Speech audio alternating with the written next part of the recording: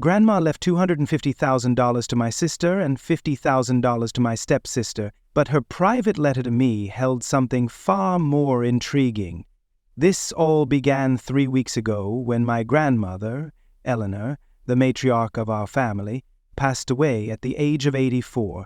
She had been a glue holding our family together, even though, truthfully, we all had our share of issues. My sister Olivia, 28, is beautiful, driven, and everything Grandma admired in a person. Then there's Harper, my 25-year-old stepsister, who came into our lives when Mom married Daniel 10 years ago. Harper and I never really connected, but we got along well enough to avoid conflicts. And then there's me, Jacob, 27, just kind of existing, not as accomplished as Olivia or as favored as Harper. I braced myself for disappointment when we all gathered for the reading of Grandma's will. The lawyer, Margaret, had an air of authority about her, like she'd stepped straight out of an old legal drama. Her stiff, formal demeanor made every word sound like it was etched in stone. We were sitting in Grandma's cozy living room, surrounded by her well-loved furniture and the faint scent of lavender. My mom, Emily, and stepdad Daniel sat tensely on the edge of their seats, ready to step in if things got heated. Spoiler, things got heated. Margaret started with the usual formalities, explaining Grandma's wishes and outlining the distribution of her estate. She mentioned the charities Grandma had supported, the bequests to her church, and a few heirlooms going to extended relatives.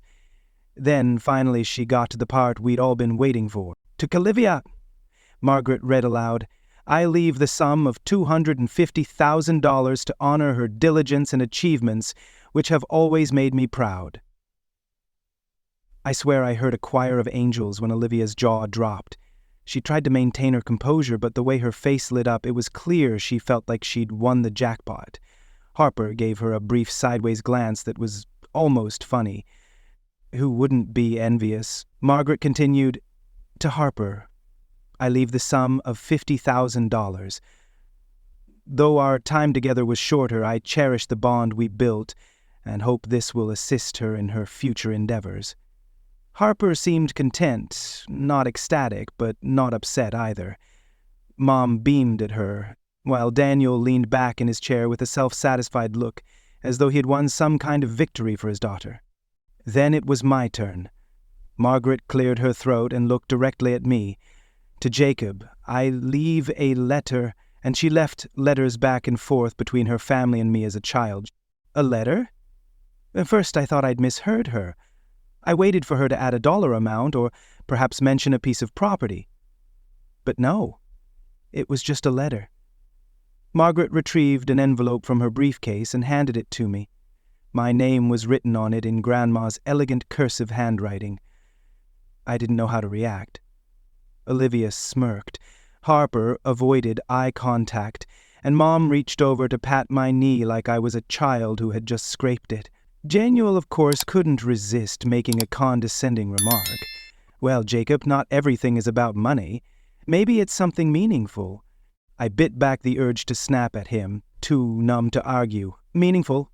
I'd just watched Olivia get enough to buy a house and Harper receive a significant financial boost, while I got a piece of paper. The rest of the reading passed in a blur. Margaret went over minor details about Grandma's house and possessions, but I wasn't paying attention.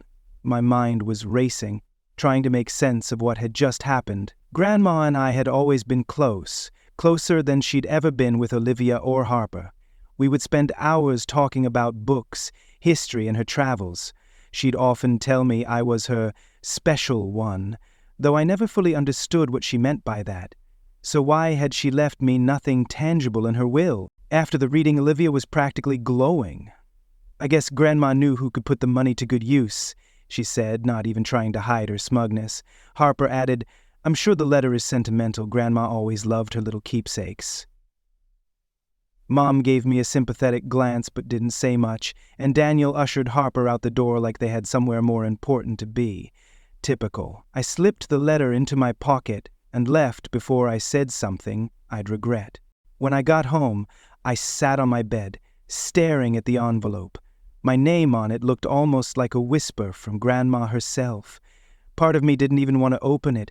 What if it was just generic advice about being a good person, or worse, a goodbye note, apologizing for not leaving me anything substantial? After an hour of procrastination, I finally tore it open. The letter was written on Grandma's favorite stationery, the kind with floral borders. Her handwriting was strong and steady, and as I began reading, I realized this was far from what I had expected. "Jacob, my dearest boy," it began, "if you're reading this, it means I've passed on, and the will has been read. You're likely confused and perhaps hurt by the lack of a financial inheritance. But trust me, when I say this letter is worth far more than money." I frowned. Worth more than money? What could possibly be more valuable than $250,000? She continued, "There is something I've left for you, something precious that only you can truly appreciate. Beneath the floorboards in the attic near the rocking chair, you'll find a small antique box. It holds the key to your true inheritance." My heart raced. A box? The attic? I hadn't even known Grandma's house had floorboards that lifted. The letter ended with, "Keep this to yourself, Jacob. Not everyone can be trusted with what you'll find." I sat there for what felt like hours, the letter trembling in my hands. Olivia had $250,000, Harper had $50,000, and I had a riddle. It felt like a cruel joke, but at the same time, I couldn't ignore the curiosity bubbling inside me. What was Grandma hiding, and why had she chosen me for this? The day after the will reading, I couldn't stop thinking about the letter. While Olivia and Harper were probably busy planning how to spend their new fortunes, I was consumed by this puzzle. I hadn't told anyone about the letter, not Mom, not Harper, and certainly not Daniel. Grandma's warning about trust played on a loop in my mind, and I realized this was something I had to handle alone. That evening, I drove back to Grandma's house. The place was eerily quiet without her. The house smelled of lavender and old books, just as it always had. For a fleeting moment, I half expected her to appear from the kitchen, offering me tea and cookies, but the only thing that greeted me was the creak of the floorboards beneath my feet. The attic had always unsettled me. It wasn't some charming space filled with forgotten treasures. It was cramped, dimly lit, and perpetually colder than the rest of the house. Grabbing a flashlight from the kitchen, I climbed the narrow stairs and pushed open the creaky attic door. Grandma's rocking chair was in its usual spot, tucked into the far corner near a dusty window. Cobwebs draped from the ceiling beams, and the air carried a faint, musty smell of mildew. I knelt by the chair, running my fingers along the wooden floorboards until I found what I was looking for. A faint seam in the wood that was barely visible unless you knew where to look. From the toolbox I'd brought along, I pulled out a flathead screwdriver and prized the board loose. Shining my flashlight into the small opening beneath, I spotted a compact, ornate wooden box resting there. It looked ancient. The dark, polished wood was etched with intricate carvings that resembled vines. The brass latch clicked open with a satisfying sound, and I held my breath as I lifted the lid. The box was empty. I stared at the hollow interior, my flashlight trembling in my hand. No money, no jewels, no deed to a hidden estate. Just a single folded piece of paper tucked into the corner. My heart sank. Was this some kind of cruel joke? Had Grandma really sent me on a wild goose chase for a scrap of paper? With shaking hands, I unfolded it. It was a map, not a detailed one, but a simple hand-drawn sketch of a wooded area. The only features were a rough outline of trees, a small cabin, and an X marked in red ink. A cabin. Grandma had never mentioned owning any property besides her house. I flipped the map over, searching for further instructions or an explanation. But there was nothing, just the cryptic drawing, and the growing sense that I'd been pulled into something far bigger than I could comprehend. The next morning, I called in sick to work. There was no way I could focus on spreadsheets and deadlines with this mystery weighing on me. I spent hours scouring the internet, searching for anything that might match the map. After cross-referencing landmarks and trying every possible search term, I finally found it. A small, nearly forgotten plot of land about an hour's drive away. It was listed as privately owned with no additional details. I didn't tell anyone where I was going. Olivia and Harper wouldn't care, and Mom would only worry. Grandma's warning about trust echoed in my head, reinforcing the feeling that this was something I needed to handle on my own. I packed a backpack with essentials, a flashlight, snacks, and a screwdriver just in case, and set off. The drive was uneventful, but with every mile my nerves intensified. What was I hoping to find? Treasure? A family secret? By the time I reached the narrow dirt path leading to the cabin, my hands were slick with sweat. The cabin looked almost exactly as it did on the map. Small, weathered, with ivy climbing up the sides and a sagging roof that suggested years of neglect. I pushed open the creaky door, half expecting the whole thing to collapse around me. Inside, it was surprisingly intact. Dust covered every surface, but the furniture remained in place. A wooden table, a few chairs, and a large trunk in the corner. My flashlight caught a glimmer on the table. As I stepped closer, I saw it was another envelope, my name written neatly across it. Jacob. My pulse quickened as I tore it open. The handwriting was unmistakably Grandma's. "My dearest Jacob," it began. "If you've found this cabin, you're one step closer to understanding your true inheritance. The journals in the trunk will explain everything. But be cautious. This knowledge is both a blessing and a burden. Not everyone would use it wisely. That's why I've entrusted it to you." Journals? I turned to the trunk and knelt beside it. The rusted metal latch groaned but gave way. Inside were several leather-bound books, their yellowed pages showing their age. Each journal was marked with a year, spanning from the 1960s to the early 2000s. I grabbed the first one and flipped it open. Grandma's precise handwriting filled the pages, but as I skimmed through, my stomach tightened. These weren't simple diary entries. They were detailed records of deals, investments, and something far darker. One entry from 1985 caught my eye. "The inheritance is safe for now. Daniel suspects nothing, though I fear he's watching me more closely than before. I must ensure Jacob knows the truth when the time comes. He's the only one I can trust to carry this forward." "Daniel? My stepfather? What did he have to do with Grandma's estate?" I kept reading, piecing together the story bit by bit. Grandma had built her fortune through a mix of savvy investments and risky, borderline illegal ventures. She had gone to great lengths to keep it hidden, not even sharing the details with Mom or Olivia. And Daniel? He had been trying to uncover her secrets for years, hoping to claim them for himself. By the time I closed the journal, my head was spinning. This wasn't just about money anymore. It was about secrets, betrayal, and a responsibility I wasn't sure I wanted. Grandma had entrusted me with something monumental, and I didn't fully understand it yet. I packed the journals into my backpack and left the cabin, my thoughts racing. Whatever Grandma's true inheritance was, it wasn't going to be simple to unravel, and this felt like just the beginning. Driving home, my mind was a storm of questions. The weight of the journals in my backpack mirrored the heaviness in my chest. What had Grandma been hiding all these years? Why did it feel like she had been orchestrating a long, elaborate game with our family? And, most importantly, why had she chosen me to uncover it all? I couldn't shake the feeling that everything I thought I knew about my family was about to be turned upside down. I spent the rest of the night poring over the journals.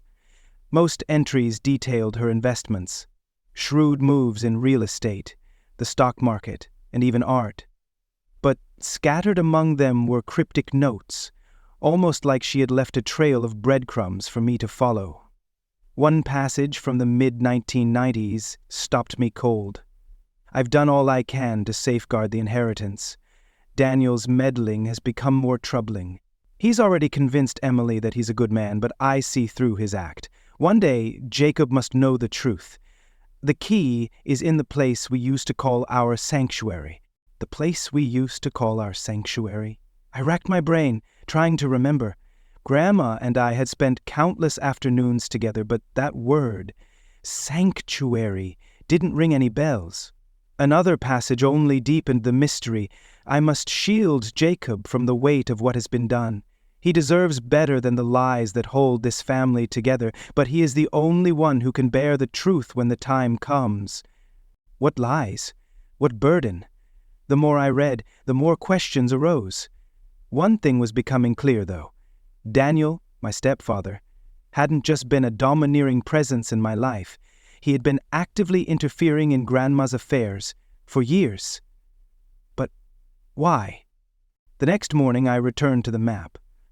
Although the journals hadn't given me a clear answer, something about the cabin's location gnawed at me. I spread the map out on my desk, staring at the red X Grandma had marked. Then it hit me. The cabin wasn't the destination, it was the starting point. I noticed faint pencil lines branching out from the cabin, almost like trails leading deeper into the forest. One trail ended at a small, unlabeled dot. My gut told me this was the sanctuary Grandma had mentioned. Determined, I decided to return to the forest, this time better equipped. I packed extra water, a first aid kit, and a pocket knife, just in case. This felt bigger than me, and I didn't want to take any risks.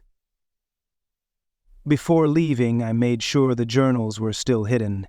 Neither Olivia nor Harper even knew they existed, and I planned to keep it that way. The trek from the cabin to the dot on the map was more challenging than I had anticipated. The forest was thick with tangled roots and overgrown paths, turning the hike into an obstacle course. About an hour in, I stumbled upon something that made me stop in my tracks, a clearing with a weathered stone bench at its center. Carved into the bench were the words, "In memory of Eleanor's first love." My stomach churned. Grandma had never spoken of a first love. Not to me, at least. As far as I knew, she had been a widow for most of her life, having lost my grandfather in his 40s. Who was this mystery person, and why had she left this here? Beneath the bench, I noticed another envelope, sealed with wax. My name was scrawled across it in Grandma's unmistakable handwriting. The letter went on to reveal that the bench was dedicated to a man named William, someone Grandma had loved deeply before she met my grandfather. William, it turned out, had been involved in a secret endeavor with Grandma, something that laid the foundation for the fortune she later built. But the letter also came with a warning. There are those who would do anything to claim what William and I built together. You must tread carefully, Jacob. The sanctuary holds the answers you seek, but it also holds dangers I've spent my life trying to keep at bay. I folded the letter and slipped it into my backpack, my hands trembling. The story of William was entirely new to me, and it cast Grandma in an entirely different light. She wasn't just the kind, tea-drinking woman I had known. She had been someone with deep, hidden secrets. It took another hour to reach the sanctuary. At first glance, it looked like little more than a collapsed structure, almost indistinguishable from the surrounding forest. The walls were crumbling, and the roof had caved in, leaving a skeletal frame behind. As I got closer, I noticed something unusual, a patch of disturbed ground near the back wall, as if someone had recently dug there. Grabbing my flashlight, I carefully cleared away the loose dirt. After about 10 minutes, I uncovered a metal hatch, rusted but still intact. The handle was stiff, and it took all my strength to pry it open. A chill ran down my spine as I peered inside. A ladder descended into the darkness. Climbing down, the air grew colder and damper with each rung. At the bottom, my flashlight illuminated a small underground room lined with shelves. Dusty ledgers, old photographs, and more journals filled the space. In the center of the room sat a large chest, sturdier than the one in the cabin. I opened it cautiously, half expecting another cryptic map or letter. Instead, it was filled with stacks of documents, all stamped with official seals.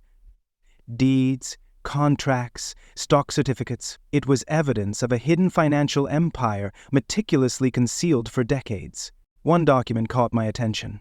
A handwritten will, dated years before the version Margaret had read aloud.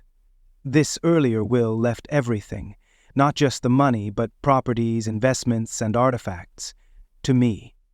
I sat on the damp floor, trying to process what I was seeing. Grandma had intended for me to inherit everything long before the revised will split her estate between Olivia and Harper. Why had she changed it? Had she been coerced? Had Daniel played a role? As I sifted through the papers, I discovered something even more alarming. References to blackmail, lawsuits, and shady business dealings, all tied to Daniel. Grandma's journals had hinted at his interference, but now I had solid proof. He hadn't just meddled, he had actively worked to undermine her and seize control of her wealth. I stuffed as many documents as I could into my backpack, leaving the rest hidden for the time being. As I climbed back up the ladder, one thing was certain. This wasn't just about uncovering the truth anymore. It was about safeguarding it. That night I couldn't sleep. Every time I closed my eyes, my mind replayed the discoveries from the sanctuary, the secret will, the incriminating evidence against Daniel, and the immense weight of what Grandma had entrusted to me. It was overwhelming. I had become the guardian of a legacy cloaked in secrecy and danger, but I wasn't sure how long I could keep it hidden. The following morning, I called Margaret, the lawyer. If anyone could help me make sense of this mess without drawing too much attention, it was her. I asked to meet her privately, careful not to reveal too much over the phone. She agreed, though her tone was cautious. I think she sensed this was something significant. When I arrived at her office, I laid everything out, the map, the journals, and the hidden will. As Margaret sifted through the documents, her expression shifted from mild curiosity to shock. This changes everything," she said, her voice barely audible. "This will predates the one I read at the meeting. Legally, it could override the newer one, but only if we can prove the circumstances under which the later will was created." "What circumstances?" I asked, though I already had a sinking feeling. She hesitated before answering. "If Eleanor was pressured or manipulated into drafting the newer will, it could be declared invalid. Based on what you've shown me, it's possible your stepfather had a hand in influencing her decisions." Hearing the words pressured and manipulated made my blood boil. Daniel had always been a controlling force in our family, but if he interfered with Grandma's final wishes, I could never forgive him. Margaret leaned in, her expression serious. Jacob, you need to be careful. If your stepfather was involved, he won't take kindly to this information coming to light, and, from what I'm seeing in these documents, he's capable of far more than you might think." I nodded, my throat tightening. This wasn't just about money anymore. It was about uncovering the truth, no matter what the consequences. When I returned home, Olivia and Harper were waiting in the living room. Their expressions told me all I needed to know. They were suspicious. "Where have you been?" Olivia asked, her arms crossed, her tone sharp and accusatory. "Out," I replied, trying to sound casual. I shook my head, feigning ignorance. "Nothing's going on. I'm just processing everything, like you guys." Olivia wasn't convinced. "Processing what, exactly? You got a letter. Harper and I got actual inheritances. You don't have anything to process, unless there's something you're not telling us." Her words stung more than I'd expected. Olivia had always been competitive, constantly searching for an edge. Harper, on the other hand, seemed more curious than confrontational. I couldn't tell if she was siding with Olivia or just trying to understand. "I don't have anything," I said, forcing a shrug. "If I did, don't you think I'd be flaunting it like you two?" That seemed to placate Harper, but Olivia's glare lingered. I knew this wasn't the end of it. Later that night, I overheard voices coming from the kitchen. Mom, Daniel, and Olivia speaking in hushed tones. Their words were muffled, but I caught enough to feel a chill run down my spine. "He's hiding something," Olivia said. "He's always been secretive," Daniel muttered. "Maybe Eleanor told him something before she died," Mom added, her voice softer but filled with concern. I crept closer, my heart pounding. Were they onto me? Did they know about the sanctuary, the journals, or the will? "We need to keep an eye on him," Daniel said, his tone cold and calculated. "If he's holding something back, we'll find out." I clenched my fists, anger bubbling just below the surface. Daniel had no right to meddle in Grandma's affairs or mine, but I couldn't confront him, not yet. I slipped back to my room, determined to stay ahead of them. The next day, Harper approached me in the backyard, her expression hesitant, as if she wasn't sure how to start the conversation. Hey, she said, fidgeting with the hem of her sweater. "Can we talk?" "About what?" I asked, keeping my voice neutral. She glanced around as though checking to make sure we were alone. "Look, I don't know what's going on, but Olivia's been saying all kinds of things, and she thinks you're hiding some big secret, is she right?" I hesitated. Harper wasn't like Olivia. She wasn't motivated by competition or greed. But I still couldn't afford to reveal too much. "There's nothing to hide," I said. "Grandma left me a letter, and that's it." Harper frowned. "Then why are you so on edge lately? It's like you're avoiding everyone." I sighed, deciding to offer a small piece of the truth. "Because Olivia and Daniel are circling me like vultures. They think I'm sitting on some treasured trove of secrets, and it's exhausting." She studied me for a moment, then nodded. "Fair enough. But be careful, okay? I don't trust Daniel.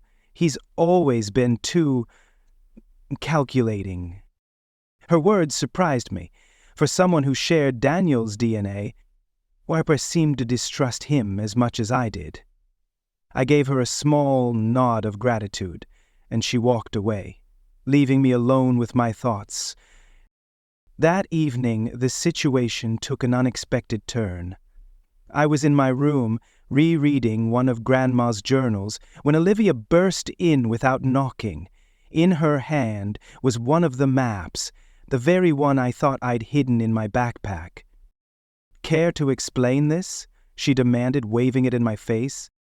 My heart sank. How had she found it? Had she been going through my belongings?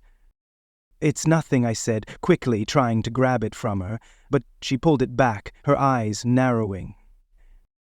"Don't lie to me, Jacob. You've been running around on some treasure hunt while Harper and I are stuck here, wondering why Grandma gave you a letter instead of money.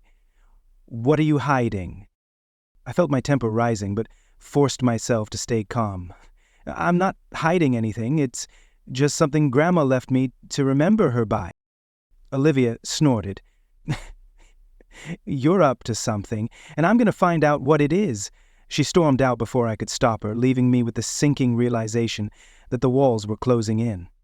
If Olivia and Daniel were already this suspicious, it was only a matter of time before they uncovered the truth, and when they did, I wasn't sure I'd be able to protect what Grandma had entrusted to me.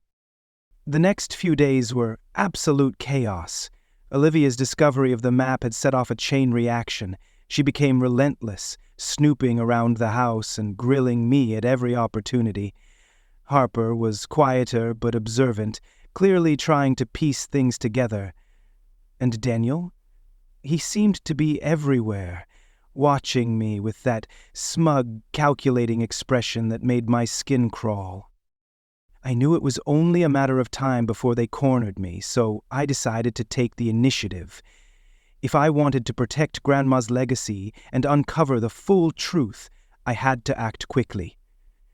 That evening, I waited until the house was silent. Then, grabbing my backpack, packed with journals, documents, and maps, I quietly slipped out. I didn't have a concrete plan, but I knew I needed to move everything to a secure location. Margaret had hinted that she could help if things escalated, so I decided to head to her office. As I backed out of the driveway, I caught a glimpse of movement near the edge of the yard. A shadow. Someone was watching me. My heart pounded as I sped away. Was it Olivia? Daniel? Whoever it was, I couldn't risk leading them to Margaret. I took a detour, driving aimlessly for about half an hour before pulling into a secluded park. Sitting there, I tried to steady my nerves when my phone buzzed. It was a text from Harper. "We need to talk alone. I know more than you think."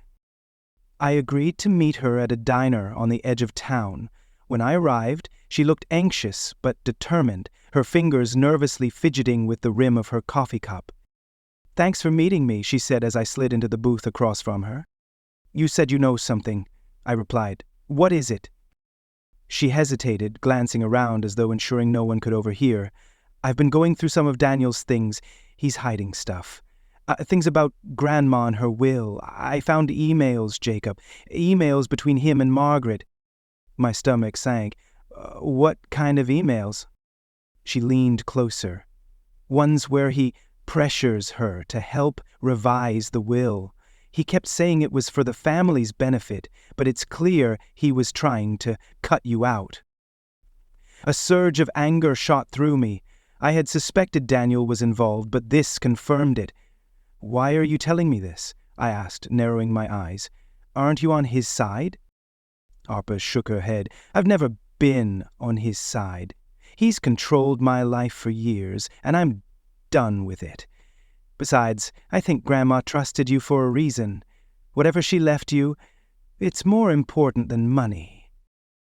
Her words caught me off guard. For the first time, I saw Harper as an ally rather than a rival. Before I could respond, the diner door swung open, and Olivia stormed in. Her eyes locked on us immediately, and she marched over. "Really, Jacob?" she snapped. "Sneaking around with Harper now? What the hell is going on?" "Olivia, this isn't what you think," Harper began, but Olivia cut her off. "Don't give me that. You've both been hiding something, and I'm done being left out. If there's more to Grandma's inheritance, I deserve to know about it." I sighed, rubbing my temples. Olivia, this isn't about you. It's about protecting what Grandma wanted." "Oh, please," she scoffed. "Grandma didn't leave you anything because she knew you'd mess it up. I'm the responsible one. I'm the one who deserves to handle her legacy." Her words stung like a slap, but I didn't have time to argue. Olivia wasn't going to back down, and I couldn't risk her or Daniel getting involved. I stood up, tossing some cash on the table. "I don't have time for this." Harper followed me out, leaving Olivia fuming in the diner. "What now?" Harper asked, as we climbed into my car. "Now," I said, gripping the steering wheel, "we find out what Grandma was hiding." Under the cover of night, we returned to the sanctuary, using flashlights to navigate the dense forest. Harper had insisted on coming along, claiming she had as much right to the truth as I did. I wasn't thrilled, but I needed all the help I could get. When we reached the underground room, I showed her the chest and the documents stored inside. Her eyes widened as she flipped through the deeds and contracts. "It's insane," she whispered. This isn't just an inheritance, it's a dynasty." I nodded grimly. "And Daniel's been trying to steal it for years." As we continued searching through the papers, something caught my attention. A small, locked compartment built into the chest. It was so well hidden that I almost missed it. Using my pocket knife, I pried it open and found a bundle of letters tied with a ribbon. One letter was addressed to me.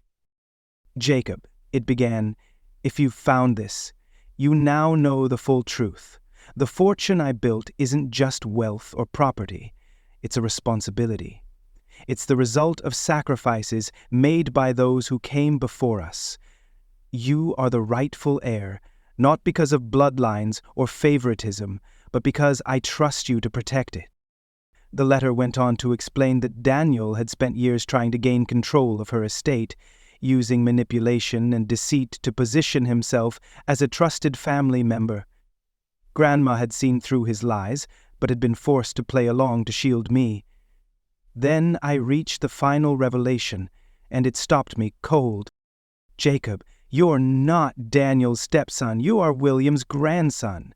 Your mother was my daughter, but William was her father. That is why this legacy belongs to you."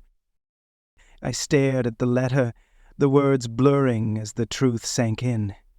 William, Grandma's first love, was my real grandfather. Daniel had no claim to this fortune, no right to interfere. This was my family's legacy, and I was going to protect it. Harper sat in stunned silence as I explained everything, her expression a mix of shock and amazement.